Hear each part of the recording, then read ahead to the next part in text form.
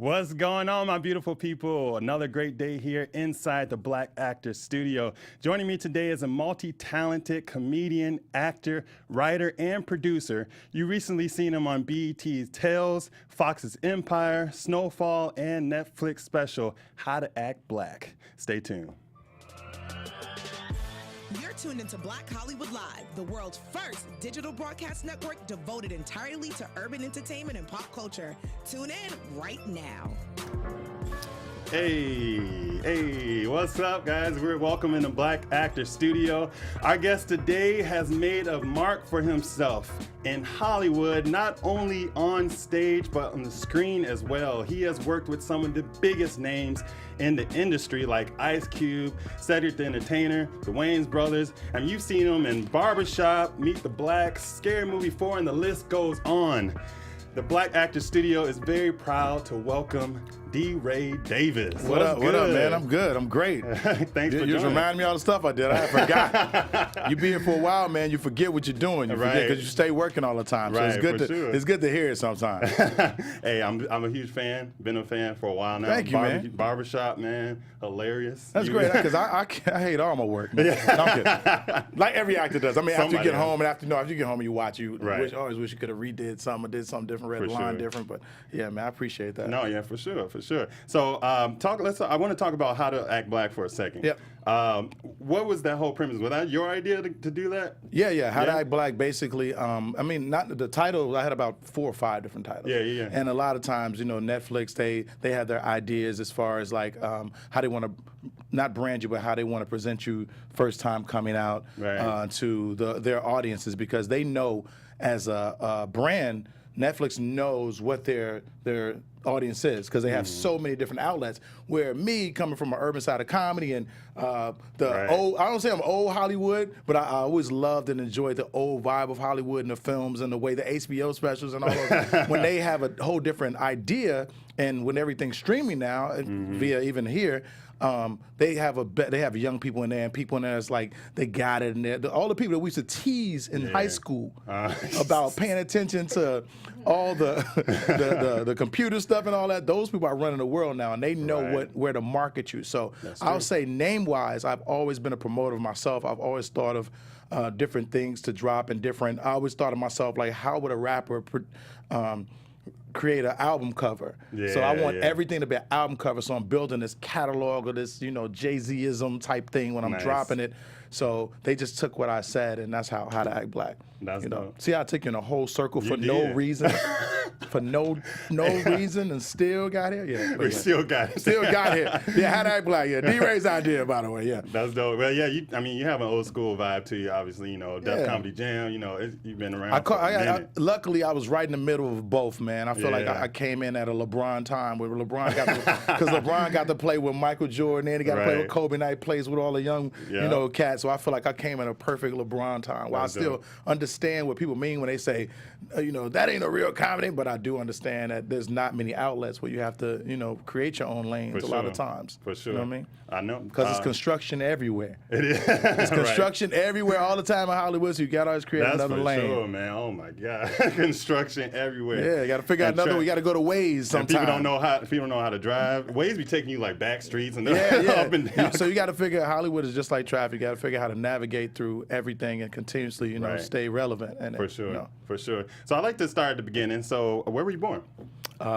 In a small island off of Blue Island, well, Chicago. I was born in Chicago, man. I cannot. I want to say Cook County Hospital. Yeah, Cook County. I just looked at it not so long ago. Nice. Chicago. Well, I just want to say to my viewers, this is not a coincidence. I mean, this is just coincidence. I don't plan this. You're like my third guest from Chicago. It's good. A lot of people from Chicago, man. We're ambitious. We get out here. Yeah, exactly. We just talented people. What can we say? So what was your father's profession? My father was in the Marines, and then he did a lot of stuff, man. I can't really pinpoint nothing really, but he's more like one of those city worker guys. He's really hands-on. Right. He could do just about anything from building houses to cars. Man. He has that. I don't have that. His best profession was making kids. He made a lot of those. So I got all the brothers and sisters. How many brothers and sisters you have? There were 12 of us. There are 11 still. Yeah. Wow. Yeah, one of my brothers decided to take the easy route out. So I advise anybody out there thinking about that, that talk to your family, talk to your brothers. There's no depression deeper than not being here to express your depression. Right. That's true. Speaking of that, were you a fan of 13 Reasons Why? Did you watch that? I did, man, because, you know, it revolved around anything that revolves around kids making adult decisions always scares me. If it's not funny or, like, scary, then if it's, like, anything with any, I mean, because, like, man, it's hard. Like, I would like to go to more hospitals and visit more kids, but I'm always scared that these people are living such a short life, and they're so much smarter than me. And it's so scary to walk here and we're trying to make these kids happy and make them, and they're talking to you like, I'm gonna be okay. I'm strong. This is what I'm going, and you're like, and it makes you feel like, man, I'm not living my life right. Right. Because I was given a chance to live longer, and here I am messing it up, you know, not getting up early and you know, saying, oh, I'm a yawn today all day, you know. So definitely some self-reflection. So there's moments like that. So sure. But I didn't watch 13 Reasons. I didn't, but I'm also a real big sci-fi crazy guy like that. Oh yeah. So, yeah. Okay. All right. So what is your mom's? What was your relationship with your mom like? Relationship is always it's crazy with the moms because I don't want to say that. Like on stage, I always make fun of her because she had, you know, she not make fun of, but I speak on the fact that she had drug problems back in the day, and you know, but that all was inspirational to me because a lot of people say you are your parents, and we do become them. Like as far as being mean, I'm not the nicest guy all the time walking around, but I also got a lot on my mind most of the time. I'm also trying to think of ways where my kids can be surviving, and a lot of people don't think about that. So when they're walking around, as I like to call freelancing life, and just like, oh, what's wrong with him? You're a comedian. You're supposed to be funny all the time. It's not true. You know what I mean? It's like me walking up to McDonald's worker. You've been working all day and telling you go make me a burger. You're not into it. You know, I have a lot of friends who are masseuses. I ask them to rub my hand. They like, hey, I've been working all day. So you don't have that mentality all the time, although I would like to brighten my days with speaking to more family about positive stuff. But my mom had this, she always had this cloud over her, this beautiful woman, but she always had this cloud over her that was like, I should be doing this, I should be doing that, but not taking the steps toward doing those things. And she didn't come from a very encouraging father, you know what I mean? Because her mother died when she was, I think my mom had to be maybe 23, so still, you know, you need your mom is strong with women, especially in that era during that time. For sure. And she died of leukemia, and my mom was just, I know she was really hurt by it. You know what I mean? So I'll say some of the decisions she made as far as looking for a man, took her down some paths that she preferred, had not. You know what I mean? Because it ended up involving your kids, because we say we're a package deal until something like that is happening, and the kids don't want to be part of the package. You know what I mean? So, but I think as far as strength goes, I wouldn't be who I am if it wasn't for her. If Ruby wouldn't have did what she did or taught me, or I wouldn't be, sometimes this mean has got me protected from situations like molestation by men, or sometimes my lack of trust in certain situations with money might not be my friends are like, you don't trust me? And I'm like, I don't trust nobody. I can always say I get to bring that nobody into it. You know, if you had a cousin or family steal from you, you'd be like, I don't trust nobody. So I like that she instilled that in me, and it enabled me to find my own perspective on things, like finding people to trust. And the realization that she would have friends around her that she would always call my sisters, like my sister, and she has sisters. I was like, what does this mean? That we think just because we're born into a family, we have to be family members with them, when you can create your own family, you can create your own happiness, create your own people around you. You know, so how does that trust aspect? How did that hinder you or help you in the Hollywood scene? Because I mean, when I first got here, it didn't help a lot because you like Asian. We don't give you 10% for. I got a cousin named Moo Moo, maybe that'll come. You know, you your trust level. People telling you what you should and shouldn't do. I was always against the grain, which helped me comedically on stage because, you know, nobody was doing that. Like, nobody was, I mean, people were against the, like, they would say odd things, but nobody was like totally against the grain as far as like, I hear you coaching, and I had big actors telling me. I had, like, at the time, Dwayne Martins and those guys were trying, you're going to be a lead actor. And I'm like, yo, I'm going to be what I want to be. Like, it was like, even the positive stuff sounded like somebody forcing me to do something. But I'll say it helped because it gave me a place I can go and be alone and talk to myself. The lack of trust makes you only trust yourself, which means you're basing all of your decisions on your own. I had nobody to blame. So you had nobody to blame. But as far as the way Hollywood works, you have to trust people. You have to trust your makeup people. You have to trust your agent. You have to trust have to trust your assistant to drive money to the bank. You know what I mean? And she's not going to take $100 or say she got robbed, man. So you have to, at some point, come to some kind of agreement with yourself, you know. Yeah, for sure. Some kind of like, you know, just some kind of barter system where you give a little bit and give a little bit of what you, Yeah, it's a give and take for sure. So one of your brothers, Steph Jones, right? So it's interesting, a small world. Garen. Yeah, Garen now. Can't call him Steph now. Jones no more. He ain't just Steph Jones no more. He was actually one of my coaches in transformational training. Oh, good. Which is because I was his coach yeah. in life training, in trust and all that, right? And smacking him around and all that. Yeah, that's dope. So, how was schooling for you? Did you start like really going into this this field and really getting drawn to it in school, or where was it when you were coming up? I'm gonna say that. I think that all black people know we're good at something, but we can't pinpoint exactly what it is. Man. We can't pinpoint it. So we have all these ideas in our head. We see somebody sing and we can sing a little bit. And our parents don't they don't help. They like hear you humming something. They be like, oh, he gonna be a singer. So I never had that, but I always knew it was something. Like I loved gymnastics when I was young. I wrestled for a long time. I thought I could sing, you know what I mean? When it comes out to hear another kid singing in school.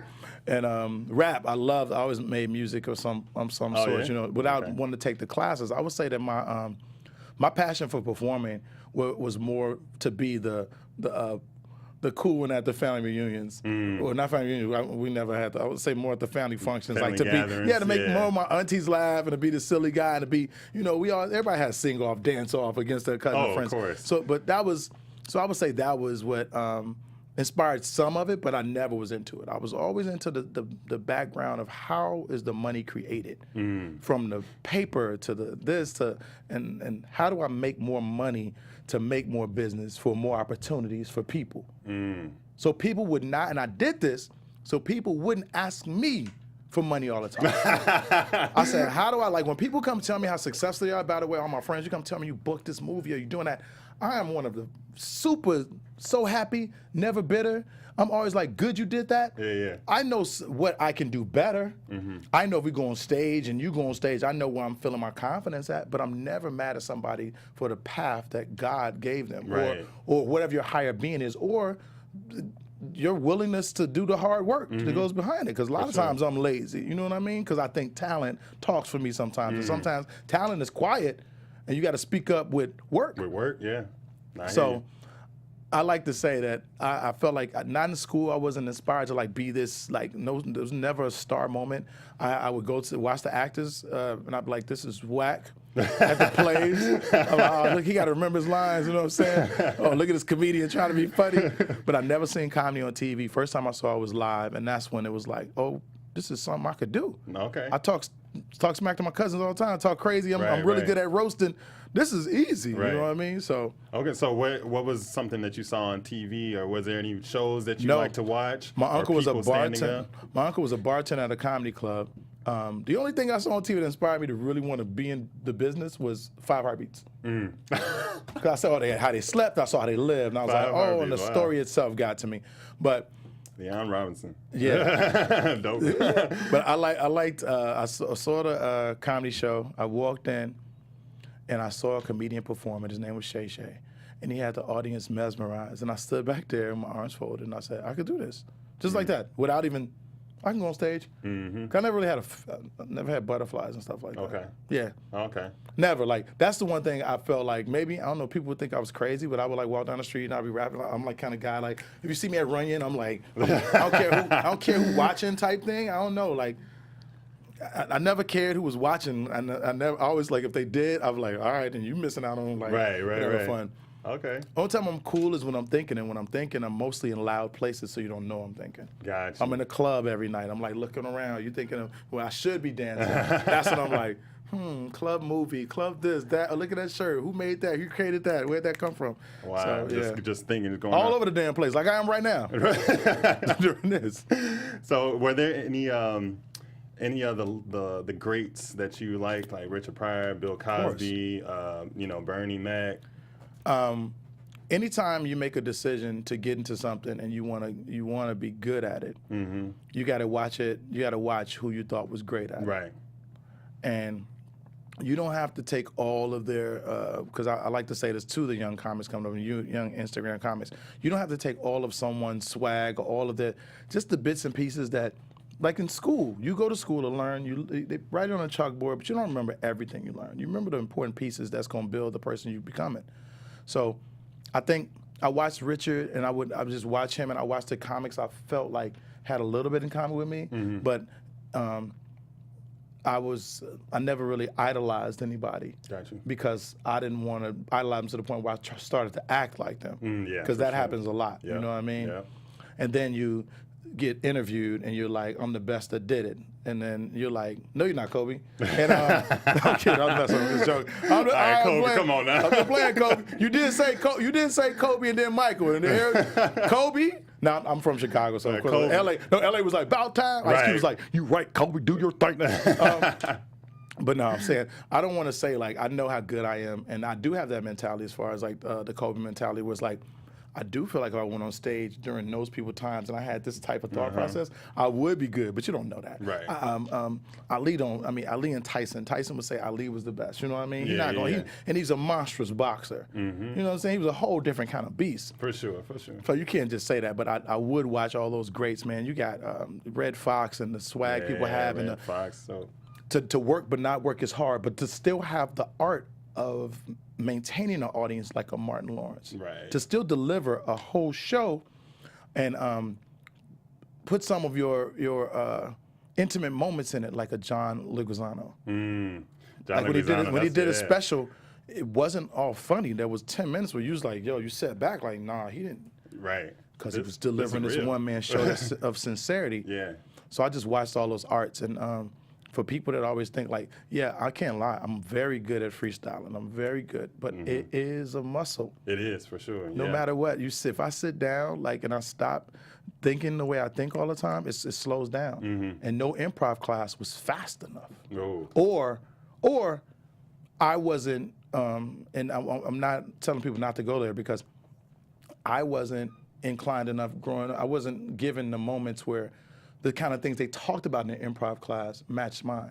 Gotcha. Because there's not many there's no, like you go to Second City, which is great, and you go all these places out here which are great, but there's no improv class for black people other than what Nick gave on Wild 'N Out.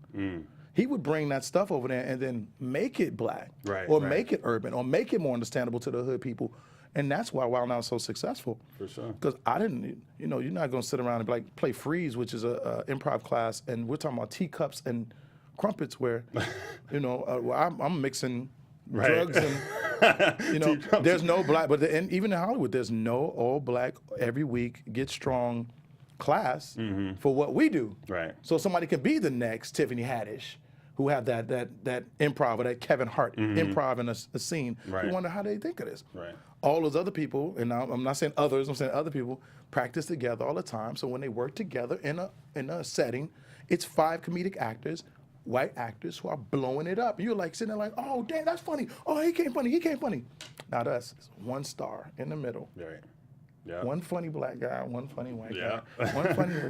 That's why movies like Harlem Nights was so strong. Man. Because they all got together and was like, oh, snap. They sat at the table. I don't even know what that was like. That's one of my favorites. And when they got the freestyle in the room with cursing each other out, and you got Richard and Eddie and come on, man, and Red Fox. And, like Arsenio, everyone. Wow. Even the cameos. Yeah. Come on, man. Like that's when you know. And that's been a minute since you've seen one of those. It has been. We need to bring something like that back for sure. A few of them. Produce it. Write it. What was your thoughts about like the whole thing with Bill Cosby and now that you mentioned Kevin Hart with his tweets and stuff? I think that this is what I think about Bill. I think that if you loved black comedy or if you loved artistry of anything that was moving during that time, you were disappointed. Yeah. I was disappointed more than I was upset. And it's not my job to be upset because it didn't happen to me. People love to get upset about things that happen to me. It's your job to be disappointed and want to do something about it. Because if you were to put somebody in that position, mom, great aunt, and it happened to them, you would believe them. Man. You know what I mean? Yeah, that's true. Yeah. Black people have to do something to you for you not to believe them. Your auntie would have, if your auntie come over and she steals something out your house and then she says, Bill did this, you'd be like, nah, he ain't do it. Because remember you stole my socks? Something so mild. Right. But I'm disappointed, but we also say let's believe in the judicial system, but we've been twisted and turned by the judicial system.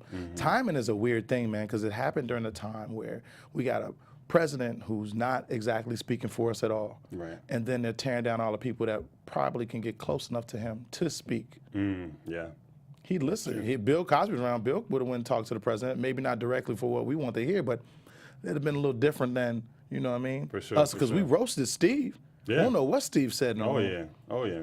And Steve's a very outgoing person. I don't know what Steve said in the room. Steve ain't scared of Trump. I know that. And they didn't openly talk about it, but we was like, oh, he meet with the president and all that. But we got people that he won't speak with that could speak for us because they're too strong and like the TIs. Yeah. Too powerful. He already spoke his mind, so now we can't. Now he can't talk. You can't go back from it. He can't go back from where it's Right. at. But we need that. You know what I mean? Right. So the Bill Cosby, I just was disappointed, man. I was disappointed in however it went down or whatever happened from the moment it happened, and upset that people need people around.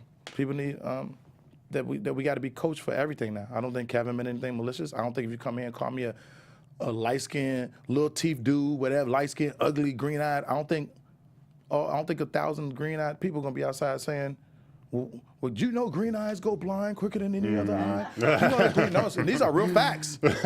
These are facts. But if I want to start a movement, I can start a movement. Start a movement, anything, Me Too movement coming out. I don't like that we can't say, I don't like, well, can't say I don't like it. It's just, it's caught in the middle, man. When we was little, you say somebody throw like a girl, and they had a whole commercial saying, you can't say that. Right.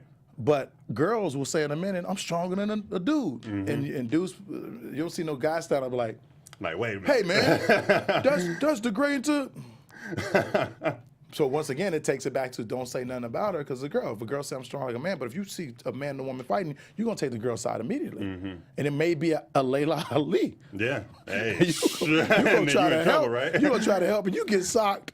You try to help her, and she whooping on her dude for something he did. So you just don't know, man. Right. Kevin thing was different because they just want to pull, man. I just feel like if somebody sitting at home with nothing to do, if you had something to do all day, you wouldn't search up nobody's old tweets, man. Exactly. You know what I'm saying? And then people can change too. Like it's like change from what?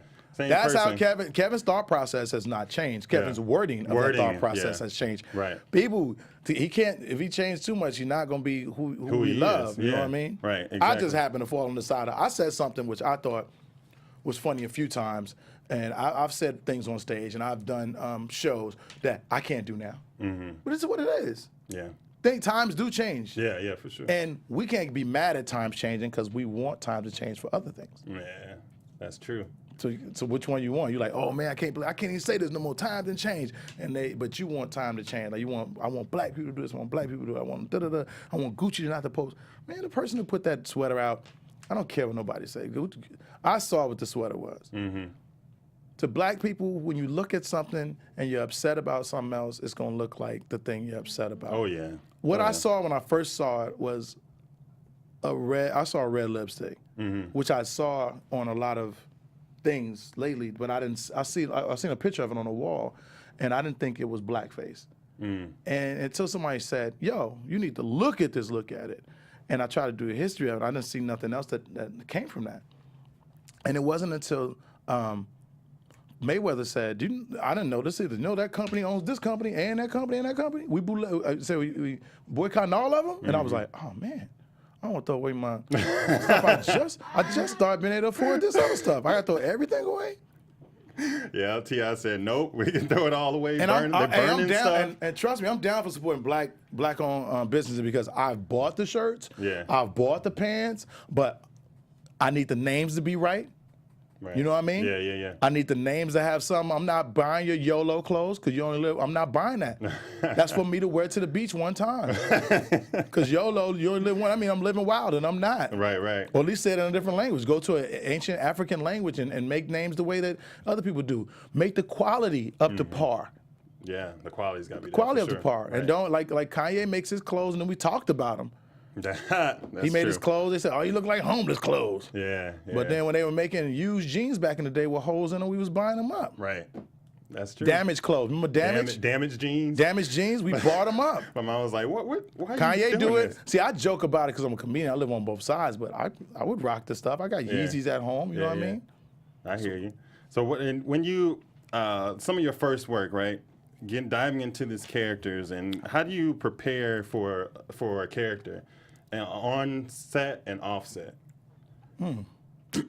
Offset, that's Cardi B, man. So, I'm kidding. No. That's Cardi B. I don't prepare for nothing on Offset. You know what I'm saying? No. I would say that comedians, we always preparing without knowing it. We go on stage, we perform all these characters, we do all these characters, then we get a role, and we go, oh, this character fits that. Like rappers write raps all the time, and sometimes that rap don't make that song. Right. And they'll have that record, and they'll put those lyrics on another beat. Okay. So basically, the script is the beat, and our characters are the lyrics. Right. So I would take my character and combo it with something, like it'll say uncle who does this, and I could have been doing a cousin, so now I'll take a little, you know what I'm saying, a little piece of my uncle, and that's when you create this this artist, this gumbo for the character, and you're like, oh, this what this gonna be like, this what this mix is gonna be. Right. You know what I mean? Right. So this what this celebrity, this what I'm gonna create this guy to be in this. This is gonna be this celebrity in this moment. Gotcha. When you want him to be. Right. Because every time I do a character, I want that guy to be the celebrity in that moment. You know what I mean? Yeah, Whether I'm I feel acting you. as a homeless person, act like a bum, I want him to be the star of that moment. Gotcha. So that's how I create my characters. I don't know what everybody else do, but Oh, that's dope. How was it stepping into Hollywood for you in the beginning? Because you started obviously in comedy, but was it hard for you hitting the ground running when you came from Chicago? How did that work? I got really, people hate when I say this, really lucky but blessed, and I started out on fire. One of the only people that did what I did. Nobody else from Chicago did comedy 6 months and won Laugh Riots. Nobody to this day. Yeah. Nobody did comedy 3 months and won the Miller. Nobody was doing for second place in Miller, but still in that case because Cedric Entertainer had won the Miller. On big name, people been doing it for years, but I just hit it being silly and funny and hood. Got here. The same day I got my TV deal, I won the Laugh Riots that same day. So I got my deal in the morning, won the Laugh Riots that night. Because when I walked out of ABC, I said, it'd be crazy if I won that contest tonight too. And won that too. Didn't have a car problem, I won a car. Wow. So I took the money from my deal.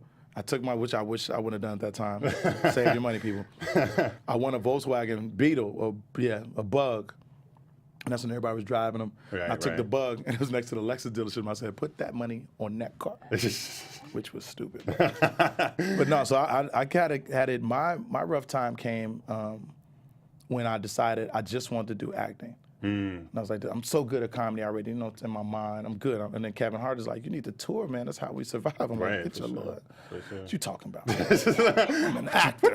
I did 4 movies back to back. And the money didn't, you spend money, you got things to pay. People don't understand. You got bills, you got taxes, you got stuff you need to put up. And there's nobody, once again, who comes and talks to us the way they talk to the NBA players and say, when you get this check. And I take this back. I mean, not take that back, because I did have one person talk to me, but it was Flex, who sat down and told me he bought a $500,000 car when he first got his deal. And instead of me looking at him, he said, don't do that. Put your money up. Save your money. And all I heard was $500,000 car. All I heard was, man, my deal must have been lower than that. How you get that? And I was like, I'm buying a $500,000 car. So, but we do need somebody to sit down and consistently speak to us about what we need to put our money at and just invest in and stuff like that. Right. When somebody first get a deal, I mean, they do it with kid actors now because the parents are spending all the money, but somebody get a big deal at first, why not put a portion of your money up? Why not part of your contract be you have to take 10, because we had so many actors run back down here or not do well or health-wise they need this. We have to take 10% of your money, like you have to take 10% of your money, give it to your agent, have to take certain money for lawyers. We have to take 10% of your money and put it up. So when you come here and say, I don't have no money no more, it's already put up. Instead of waiting to the end when you're getting older and you get sick in the middle sometimes. Not just always when you when you get older. Right, exactly. So, but basically, I hit the ground running, but I was prepared. I hit the ground running, but I had Nikes on. You know, as far as my mind, as far as what I thought I was going to do. Right, you know what I mean? right. But you never know when you hit the ground running how many different trails it is, how many shortcuts you got to take. You know what I'm saying? If your feet going to hurt, you're going to stop and have to get a foot rub. And so don't let your toenails grow too long. You know, scratch your shoes apart. Yeah. You have a daughter as well, right? Yes, I have two daughters. 2 daughters. I'm sorry. So how's being there for your daughters and the relationship with your daughters, pursuing this career and all that? Thank God we have FaceTime. Yeah. Because you can't go out and really, really force all your dreams and do that at the same time. Yeah, exactly. Yeah. That's why the decision making when you have a kid, you got to make sure you do have the time. But you do. I'm the stronghold in a lot of situations. So when something's not going exactly how my child's mother wants it to, and her husband, who's a great guy, they are great together as far as helping with Brooke. My other child's mother is great. She pays attention to my daughter, and she don't bother me. You know what I mean? Right. They think about things that they know they can handle. Yeah. They're like both of them kind of like they have the strength that our mamas had, that old strength. Yeah. It ain't he out here with all in the even if they have their moments, we talk about them because it might not have been what you thought it was. For sure. And let me show you a little bit of behind the scenes. Yeah. So now maybe you'll look at me differently. The same way you want me to look at you differently. If I see you twerking and your girlfriend only posts you twerking, and I'm like, where's my daughter at? And I looked and you showed me the whole video, and she to the side saying, my daughter next, you gonna get it, Mom? I'm like, it's moments like that. You be like, oh, you're dancing with the kid. You just don't see the whole picture all the time. Right. So I'll say being there for them the way you want to be. If I had a 9 to 5, it's not that. But this isn't a 9 to 5, and I'm also not giving them a 9 to 5 lifestyle. Mm-hmm. Exactly. So 9 to 5 lifestyle would be different. I'm giving them a 5 to 9 lifestyle. You know, I'm giving them 5 to 9. I'm doing that. I'm not paying off colleges. You know what I mean? Hey. I ain't paying off colleges to send my kids, but I'm making sure that they will be able to go to college of their choice, whether smart or not. Right. If accepted. Can you imagine if a black person got caught doing that? You know what? They keep saying get caught when I'm really not even upset with them. I might sound bad saying it, but you work hard in your life to be able to do things different for your kids. Yeah. If I make enough money to helicopter my kid to school and your kid can't helicopter, your kid can't. I'm sorry. Sorry about it. This is the way it goes. Right. Because there's a lot of things I see Diddy do. I want to be one of Diddy's sons. Hey, right? Yeah, man. Like, can you adopt me, Diddy? Yeah, and I be like, man, you can't do that stuff though. You can't mad at that woman for investing in the school. She wants her daughter to go to school. Her daughter, in her mind, these women, their or men or whatever, their kids could have not been that smart in their mind, and they're like, damn, maybe they'll fix it when they get to college. Right. So you're gonna not accept? I'm gonna not do whatever it takes to get my kids accepted. Right. But we promise to do whatever it takes to make our kids happy. Yeah. And you know how the media just flips it on it. Oh, you're paying them off and all that stuff. You got the money. You know how much money it could take. You know what they wish they would have spent the money on? Right. So I want to, before I get into some of your credits, which are amazing for one, but I want to know, is there any like personal demons or challenges that you find yourself going through during this journey? Yeah, all the time, man. Yeah. Years ago, I do comedy, and Bernie Mac was there, and he saw me out, and he said, "What are you doing?" I said, "So I'm out partying." He's like, "You should be, I only seen him 3 times, like total conversation wise." Right. He said, "You a club guy or you a comedian?" And I said, "Both." He said, "You can't do both." And being younger, you see yourself do both. But as you get older, you're like, man, I am doing both a lot. You know what I'm saying? Y'all don't need to be waking up noon. So I say my demon is, I go out and I know that's when I'm most creative, because I am more creative on stage than comedians who don't go to clubs as far as talking about everyday life in clubs. Right. Like when I see a comedian talk about a club, like, man, he wasn't out. Yeah. Get out of here. You don't even go out like that. Get out of here. I ain't never seen you out. I seen a friend of mine, James Davis, was in the club that I host on Mondays out here. Yeah. I seen James, and he came to talk to me. He said, "Yo, I'm out, D." He had a table full of comedians. He said, "Yo, I went in tonight, spent $7,000. And I said, "All right, man, have fun, turn up." He said, "Hey, never doing it again." Well, I'm consistently not spending $7,000, but I'm consistently in the clubs and living in that environment and watching. I've watched girls get young, girls get old. I've watched ball players go from being the man in the club to standing at the bar. I've seen everything. If I was to write a book about the club, and hopefully that'll be the one good thing comes from it. But I'll say most of my demons come from I push myself a lot, or I deliver so many ideas in my mind that I forget what they are, and they keep getting pushed down. You know what I mean? Right. But as far as collectively, no, because I get the therapy that we don't have as black people. That's another Black thing. people don't get to lay on couches and talk about their problems, and if they do, they're embarrassed because they can't talk about everything. You know what I mean? Right. So I get the chance to go on stage and be my own therapist by saying it out loud to people who laugh at it, the things that I thought. You know what I'm saying? Watch people become lifeguards for the things I thought was gonna make me drown. You know what I mean? Right. The ideas I had in my mind that I thought was pulling me down, the weight I had, watch these people come out and enjoy it because they all going through the same thing, and it tickled it. Yeah. It's sort of like, just like getting a massage. I don't know if you get them or not, but they touch certain places and you laugh. You're not ticklish there. Yeah. Your muscle's so strained there. Right. So you laugh about it, and that's what it is. So I do, fortunately, get that outlet. And I understand. I feel bad for the comedians who have made a decision not to be around no more. I can only, and I'm not saying this is right, not with Robin Williams is the only thing that I feel torn between, because the thing he loved doing the most, which was talking and delivering information, which he was one of the best that ever did it. Yeah. And I'm not saying this just because like I worked with him and been around him. He's a machine. Yeah, and I was around him, and he was so fast, because I'm fast. He was so fast, I was jealous. So I knew at that moment that, you know what I mean? Like I was jealous. Right. It's like it was like I'm happy, but I'm like, dang. Yeah. So when he couldn't do that no more, and his thoughts were getting boggled and he wasn't thinking clearly, I could see how that could make someone distraught. For sure. I could see how a person who runs track their entire life, that's what it feels like. He ran track his entire life. Legs were not being as strong as they were. When you feel like people only respect you for that. Right. So I would tell people, to find other outlets. Therefore, you don't live within your demons. Just find other outlets, places you go. I, fortunately, am a psychopath, so I find places in my mind. Like, I always go to this waterfall in my mind. I'm always there. And when I let people in, and it's real, this is real, by the way. People always ask me, like, what are some of my secrets? I never tell this. But I go to this waterfall in my mind, and I'm just under this waterfall. And every now and then I'll like, I want to see my daughter run through here, my daughter run through there. She don't ask for nothing. She's not hungry.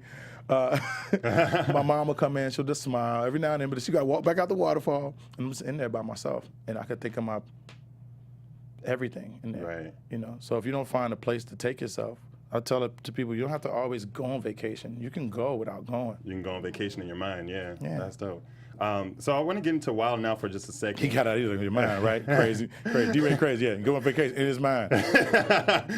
Y'all got that right. So the only cut gonna be in vacation in my mind. Right. Hey, I always knew it was crazy.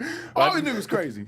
I do want to take this time and thank you all for watching. If you're watching this live right now, we appreciate you. Also, thank you to AfterBuzz TV and Black Hollywood Live, Maria Menounos, for allowing us to be here. Having a great time here. And thanks again for joining me, DeRay. No, thanks for having me, man. So yeah, I want to get to Wild Now for just a second. What was one of your favorite moments on Wild Now? I always had good moments on Wild Now. Wild Now is always fun. Nick Cannon is one of the best producer, smartest guys I know, as far as just staying in his own lane and figuring things out. I don't care what you say about him. He's rich. Right.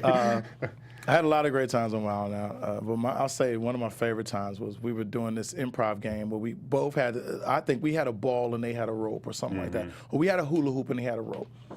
And we're doing this improv game, and Nick, their team is killing us because we got this hula hoop. Yeah. And they got the rope. And I said, you know what? No, Nick, y'all got the easy one. You always set it up for yourself. That's why y'all got the rope. Let's switch right now and see if we can, and see who come up with one then. Right. Give us the rope, you get the hula hoop. And no one's ever done that on TV, no one's ever done that at a taping, but because he respects me from our history and me being on there from the season one and all that, he said, cool, let's do it. We're gonna start over right now. Started over, and they killed us again. Killed us again with the same thing we just had. We was like, we ain't thinking that. Well, we ain't thinking that. And it just showed how dope it was. So that's one of my favorite moments because it was fun, it was real, and I talked smack and could not back it up. And I was like, dang, like Nick was killing. So that showed how dope it is, man. That's awesome. Yeah, that's improv is amazing. Though. And when Cat Williams lit me up with the line, and I was always good at I would always do something extra. Like I see people doing it now. I know people. So, like, first of all, I'm the first person ever on Wild Now to change my name on my shirt. Ever. Wow, okay. Ever. No, everybody had their same names, and I came out there one time, some on the back like Joke Master. So and then I changed my name so many times that the stylists, they had to start ordering extra letters, and they started at the beginning of the next scene, it was like, you only get this many letters, because everybody started changing their names. I invented that. You started that. I started that. You already started that. Also created the name R&Beef. That was my name. But I don't want to get to all that. Niggas my friend, he gonna say he created everything. He's like, okay, I gave you about 3 potential baby mamas. I don't want him to do that. But yeah, speaking of baby mamas, I just want to touch for the child's mothers. throuple. You have a couple situation going on. Your two girlfriends. You're nervous talking about it. No, man. I just want to know what to exactly call it. A relationship? The relationship. Okay. Yeah, I'm fascinated by it because I think it's awesome. I don't know why people are, because realistically, if we think about mine, it's just maybe because it's me. I don't know. But I guess it's just conditioning too. Like you grow up thinking one way, blah blah. But that's everything. That's true. Everything but I just think I think it's fascinating. I think if it works, that's great. I mean, it seems to be working great. I think that people I think people take on what they can really handle. Yeah. And I mean, a lot of men, you can't handle your one woman. You can't handle your one woman. So I could see where, but I was raised by 6 sisters. I got women around me all the time. I know what to say and when not to say what to say. Right. So that's why I don't fall in those situations. You know what I mean? Right. It's not I'm not manipulative, so I don't live in what they saying R. Kelly lives in, that world. I don't live in that world. I'm not 51 years old. So right. Internet, hey, I'm not 51. See, there's no Beijing and there's some beautiful guy. That's dope. Thanks, man. Sam, me being beautiful is dope. Of course. Anyway, no. But realistically, I think it's more of the mindset that I love friendship, and we became friends first, and then the world starts saying, "Y'all, this is DeRay had 2 girlfriends," because it's not traditional walking on the red carpet like that. Right. But if Prince did it, nobody say nothing. Yeah, that's true. That's true. Prince said somebody, you just got to. So I'm trying to match that fly without being as exotic and close, because I'm not, a little guy. I'm a big guy. So for me to have on ruffles, it just would look weird. So look like, in the cave, you don't want to put cape. But y'all keep pushing. Y'all gonna start getting that DeRay. You gonna start getting that flamboyant. You know what I'm saying? Start getting that. Y'all go out together. That Lenny Kravitz all the time. All the time. Yeah. All the time. The camaraderie is really good. We have fun, man. It's like this. Like I was with me and Coco together yesterday. Karita's in Miami and she's modeling and doing a great job on there. Coco's line is here, so she goes back and forth. She went and visited Karita not too long ago, and we have a great relationship. Like me and Coco watched a movie yesterday and we're chilling. I stood up, went and fixed me a little tequila, and I turned her and I said, "Hey, I'm flying this bad one out Friday." And she's like, "Oh yeah, who?" And it's Karita. I'm going to Jacksonville, so I'm flying Karita. I was like, "Yeah, I got this bad one coming in." She's like, I heard about her. Like, so it's like it's more comfortable than it is. Nice. And if the men start really acting right, gentlemen in the world, there would be no multiplicity as far as relationships go. You'd be one good man, one good one all the time. But you don't act like that. So therefore, the good guys like myself have to take on all of the responsibilities of the beautiful situation that y'all leave behind in heartbreak. Hey, okay. Not to mention the girls that come running back because y'all done messed up, and I got to re-explain that you are a good guy just going through something. So if you see a girl talking to me or texting me, I don't want her back, bro. I'm trying to help you out, okay? Right. And DeRay gives some excellent relationship advice on his IG. I do. Go check that out. I do. I want to talk real quick about Empire. How was your experience working with, Taraji and Lee Daniels, all them? She's a beast, man. There's nothing like her. Yeah. There's nothing like her. I can't even think. As far as like, there's so many. They try to break all of Black Hollywood up by saying one person, but there's so many talents out here. The same thing. Like when I see these women getting their shot and their shine, like Regina coming out with the movie Little and all that. Well, she's been funny for so long. And by the way, I seen Regina at the BET Awards, and I was a little tipsy, so I said to her, which I was, she would come to my shows, and her and Sanaa, those guys would come to my show, be supportive and stuff. And I said to her, Regina, I was like, man, people miss you, and the way it might sound to an actor is where you been.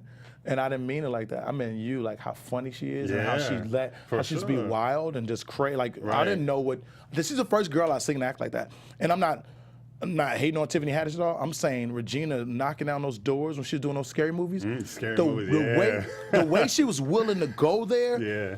Nobody was that pretty going there. Right. As a nobody. Right. Like, willing to be ugly.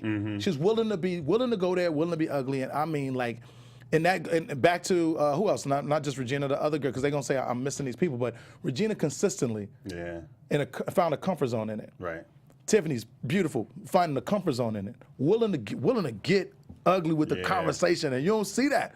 When I hear my sisters talking and beautiful, I be like, oh, like, oh my God, like I don't know no man who could sit quietly in a salon for an hour and a half. Yeah. A woman could sit quietly around men. That's true. Heard her. Kid, no man. Nah. Not at all. I was, I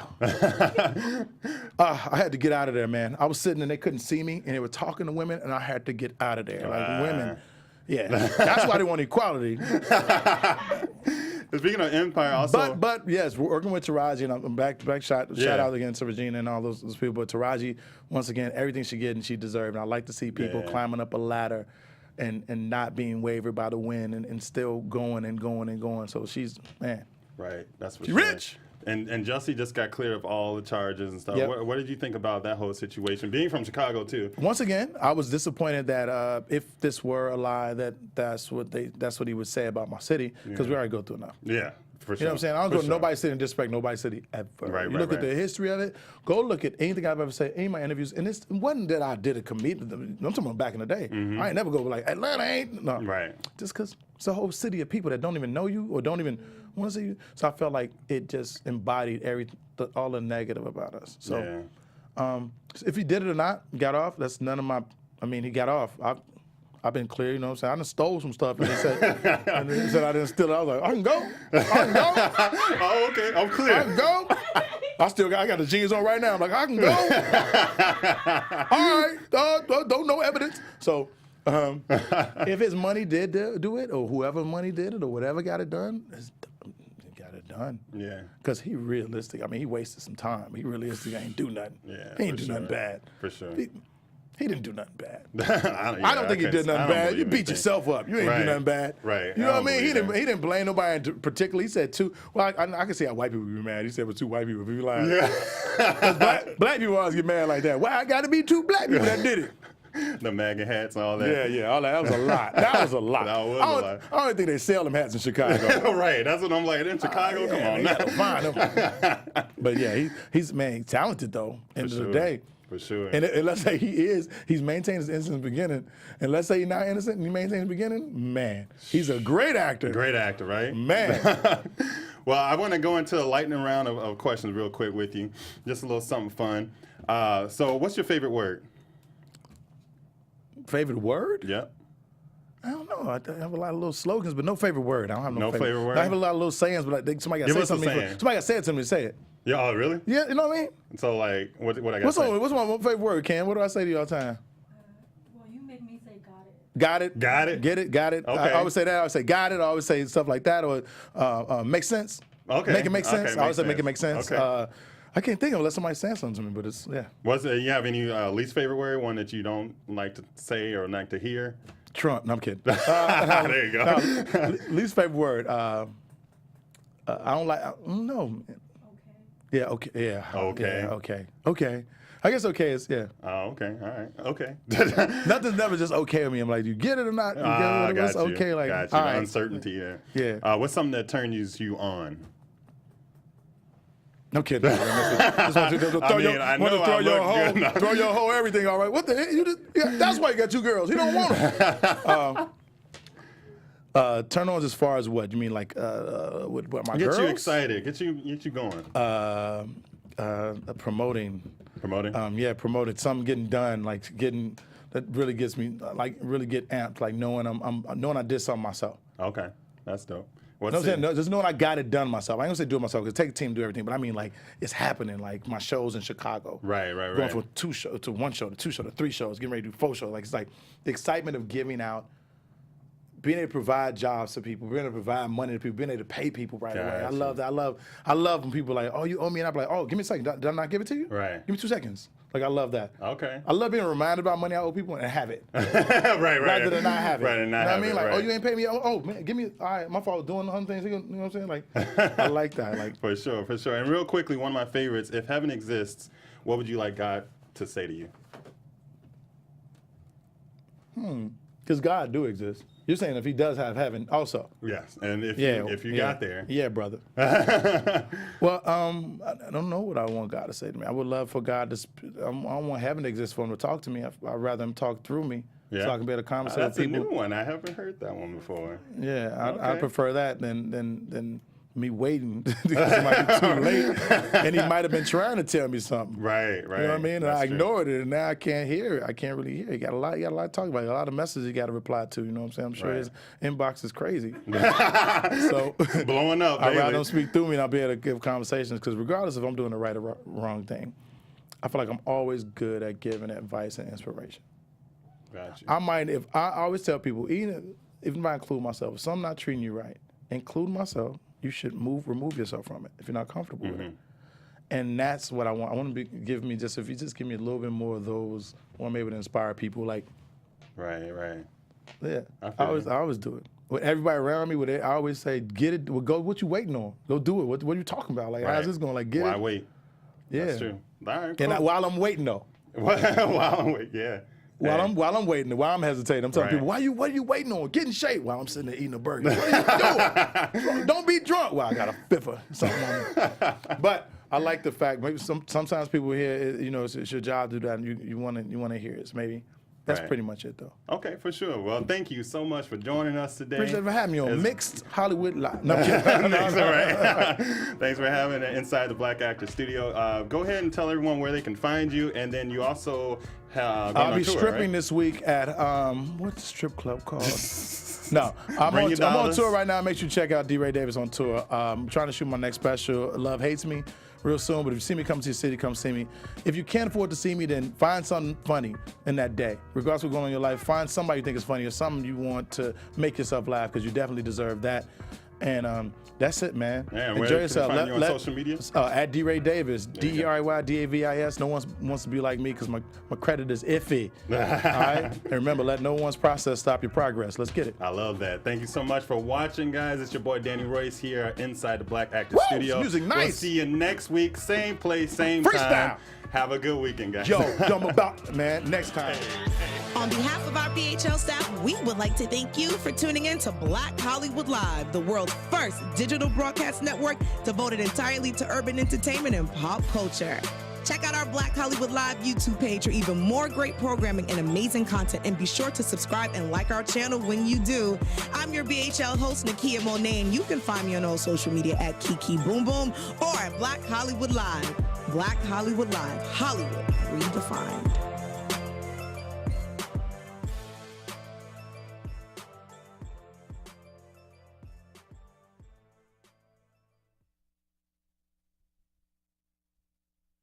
The views expressed herein are those of the hosts only and do not necessarily reflect the views of AfterBuzz TV or its owners or principals.